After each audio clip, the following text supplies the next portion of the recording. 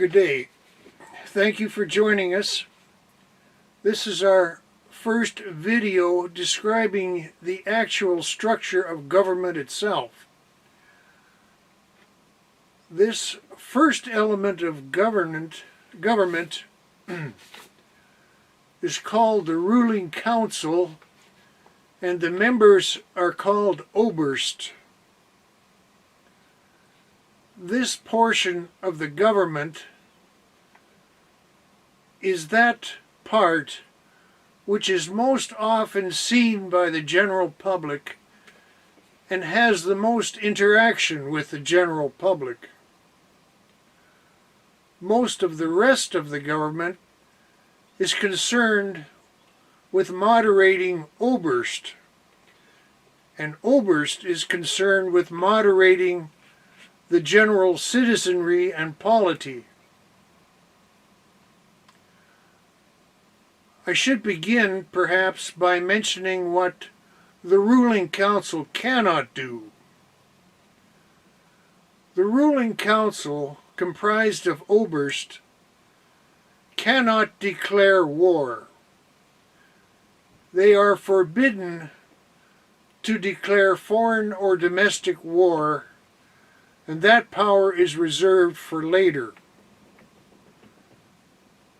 The second thing they cannot do is alter the taxation program. The only thing the ruling council can alter about taxes is the tax rate, but not the substantial form and application of the program. And the third thing that the ruling council members cannot do is actually handle money. They may not handle money, they may not own money, they may not have reserve money. So that concerns about cash and the comforts of life are largely beyond the control of the ruling council as far as their own lives are concerned. Other than those exceptions mentioned just now, the ruling council has absolute power. Absolute power. Now we will get into some of the details of the ruling council. It will be noted again, before we continue just here, is that there is no judiciary, no upper and lower chamber, and there is only the one ruling council, which is a unicameral body with absolute power, except as mentioned and specified otherwise.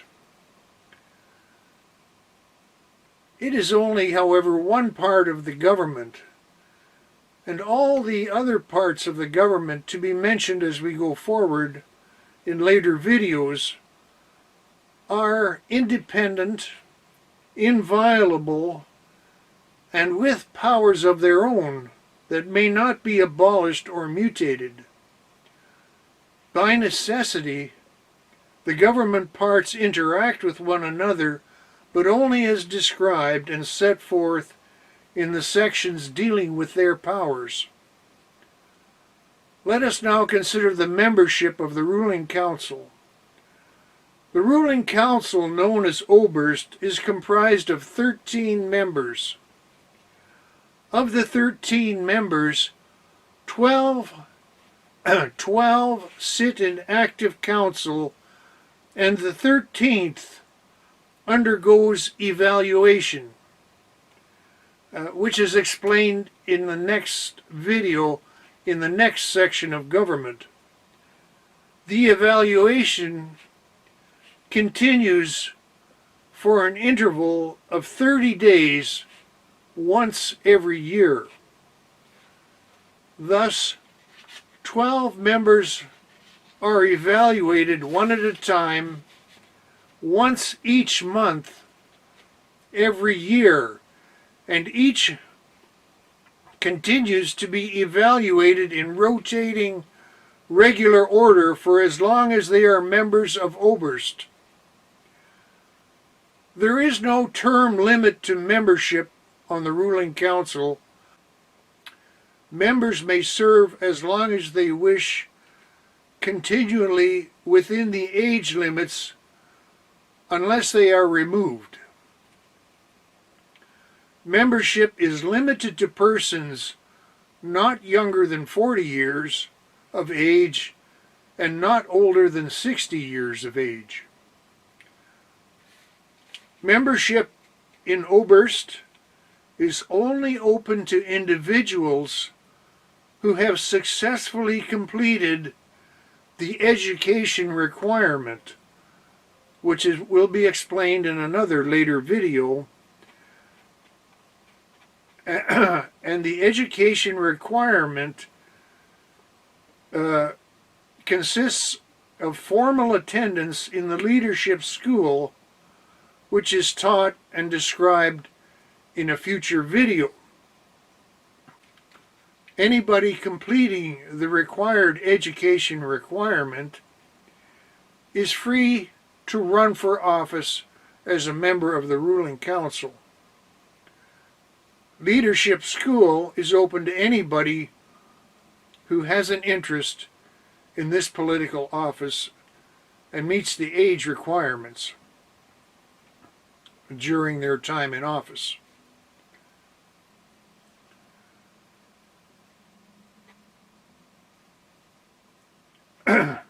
At the initiation of a Genesis event cycle, or every 28th year, the candidates for Oberst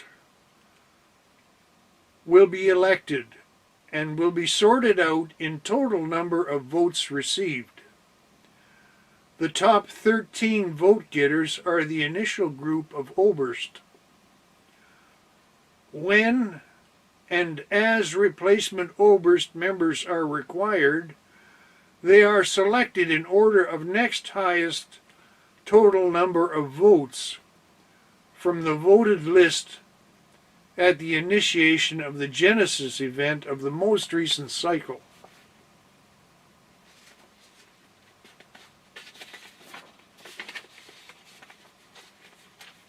Ruling council powers.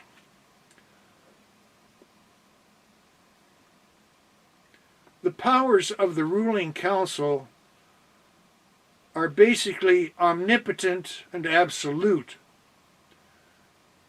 The council sets its own rules, its own agenda, and its own schedule. In order for Oberst to deliberate and rule, all 12 members must be present and not under the influence of any drugs or intoxicants or external electronic influences, for which they must be willing to submit to testing at any time. Each member will, in regular rotating order, leave Oberst for 1 month each year to submit fully and voluntarily and honestly to evaluation. Failure to do so automatically results in permanent disqualification from membership in Oberst. Of the 12 active members in Oberst, there is one leader. Each member is required to be leader in turn, in regular rotation for a period of 4 months. During the 4 months that member is leader, he or she shall have first voice in all things, and shall have 4 votes in all quorums and in all situations where voting arises, if and when it does.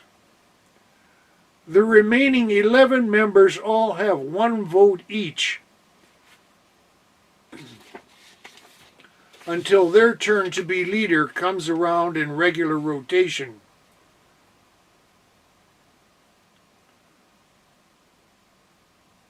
The single area where the powers of Oberst are not absolute and total is in the area of taxation.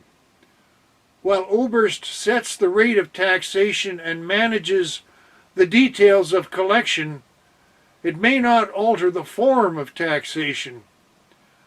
Taxation is based on flat rate. All citizens pay a flat rate tax at the same flat rate, and nobody is exempt. The flat rate tax may be applied as a universal value-added tax, or a sales tax, or a universal consumption tax, or an income tax, as long as it is the same one rate that applies to everybody without exception. The official national economic model is capitalism, where industry, productivity, and excellence are rewarded, and destruction, sloth, and waste are vigorously discouraged.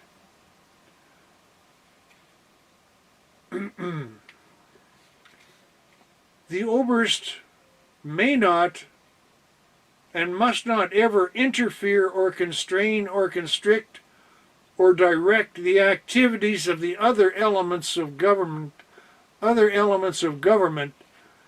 which will be described in succeeding videos. The other elements of government are independent. And as mentioned previously, the Oberst may not declare war.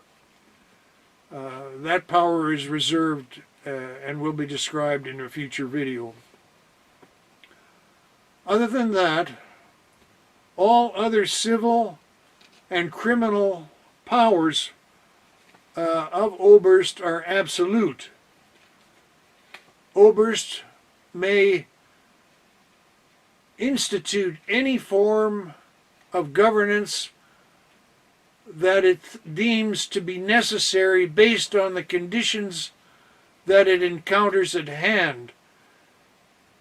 It may search through past history and adopt methods and elements from historical governments that it is aware of, or it may cast its eye into the future and develop entirely new and novel methods of governments and apply those according to its best collective judgment of the 12. But all categories of public interaction are regulated and governed by Oberst.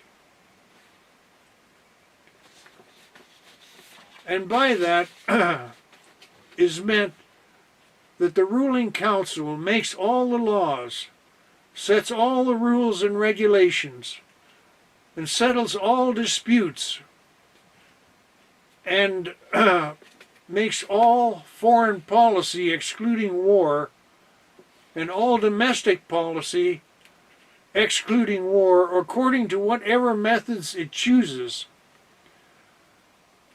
The citizens have whatever rights, privileges, and freedoms that Oberst considers to be valuable, necessary, and needful based on the circumstances at hand, which are expected to change from time to time as history goes forward. Nothing will be very static. Oberst also creates the police force, and to what extent there is a judiciary or a dispute mediation board or a criminal law and criminal punishment as such, it will be whatever the ruling council sets forth in its deliberations.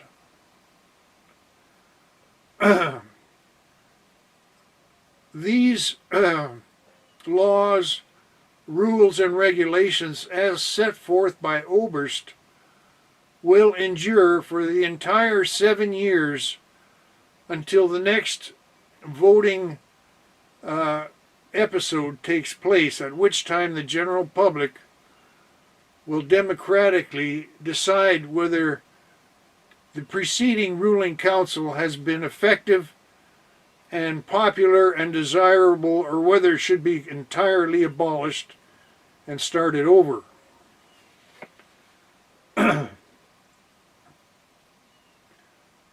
Now we discuss the conditions under which Oberst formulates its governance of the general public.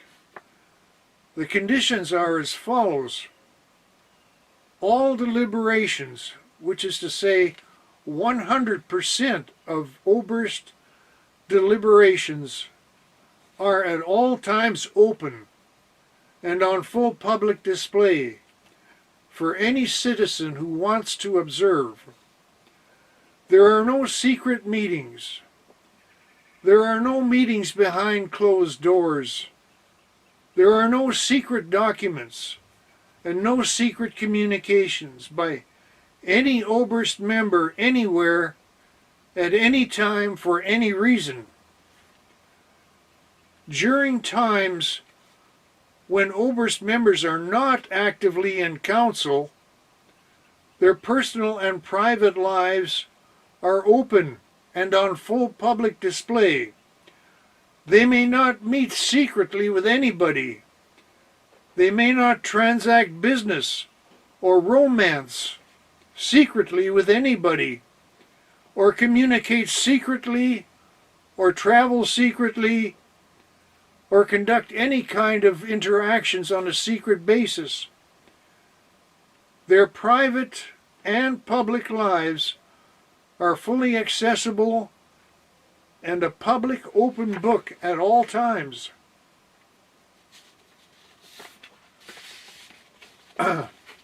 Ruling council members are permitted 8 hours a day of personal privacy for sleep and bodily cleanliness and the usual animal functions, but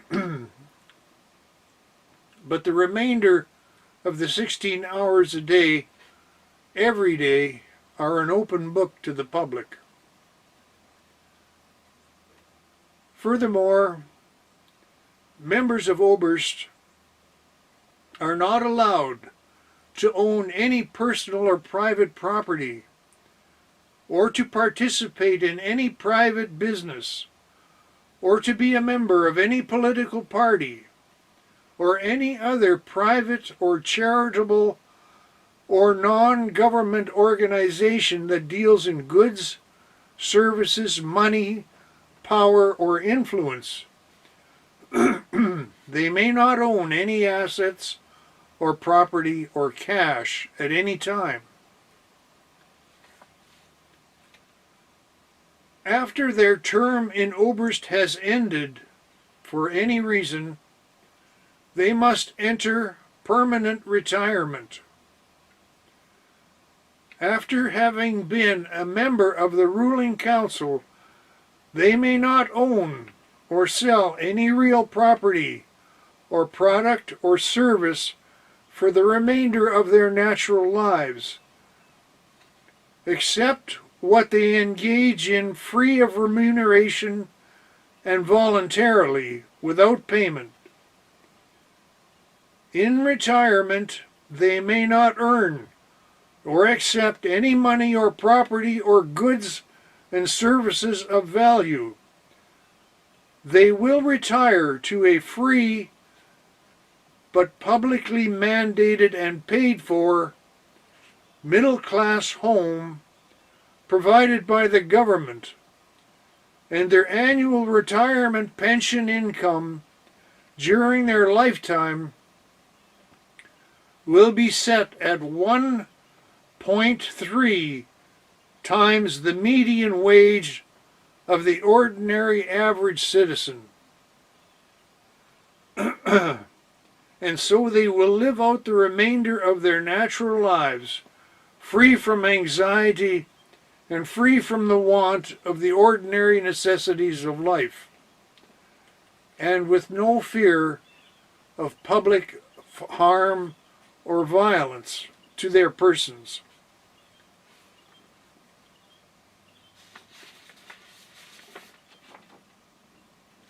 Although they retire to private life after their term as Oberst has ended, they are never actually truly private, but are constantly observed so that no profit or power or influence or privilege of any kind ever accrues to them or their close relatives and associates during their lifetimes as a result of the exercise of power as an Oberst, either directly or indirectly.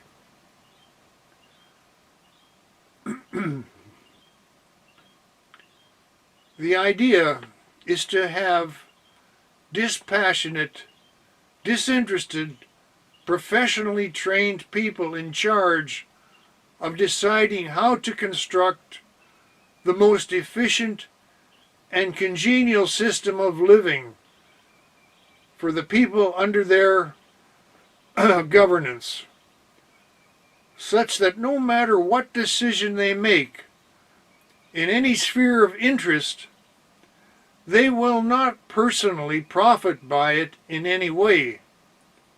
And in retirement, they may not engage in political activity other than to write their memoirs, wherein they may opine in context. So that basically describes the composition and the behavior and the conditions of being in the ruling council. And in return for the sacrifices that the ruling council members make in their personal and private lives, they will be granted absolute power and absolute leeway in deciding the best and most effective and most congenial way of governing the general public, and also they will have absolute power in deciding what freedoms and privileges and structures are necessary to provide the most congenial society that they can imagine.